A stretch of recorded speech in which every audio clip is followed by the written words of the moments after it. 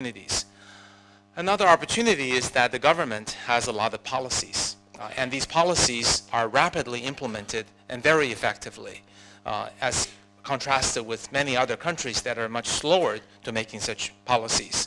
So because these policies are very effective, if you actually watch CCTV, which we actually do, there's a reason to watch CCTV. You watch for the policy changes that could become business opportunities. So we used to joke a lot about it, but it's actually quite valuable. If you have knowledge that's even ahead of CCTV, that's even better. For example, when the one-child policy was removed, one of my friends, his startup in the babies.com company, the valuation doubled. So it gives you an idea that they will have a dividend from this, right?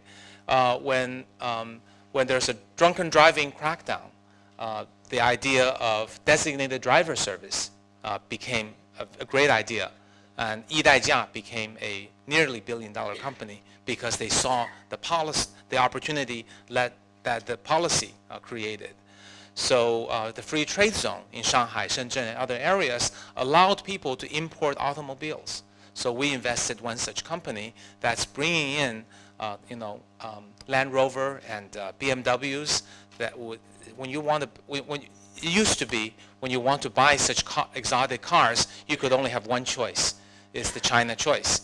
Whatever the manufacturer designated for China, with one of its few import channel partners. And that channel partner, because it had a near monopoly, charged a ridiculous price and blamed it on customs tax and everything. So you end up paying for your Land Rover or your BMW maybe 2 to 3 times the price that one would pay in the US. Of course, it would be higher in China, but not 2 to 3 times.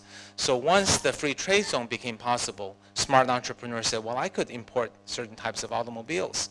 And now when you want to buy a BMW, you could have a choice of an American, a Japanese, or a German version, and then have it modified to work in China, and only pay a small premium, not 2 to 3x higher. So whoever can look and interpret the policies and find business opportunities has a big advantage in China. And that's more so than many other countries. I gave the example already based on import automotive. But actually, if you look historically, what happened to the importing automobiles, in 2013, the government started a study that why are consumers not being asked unfair prices.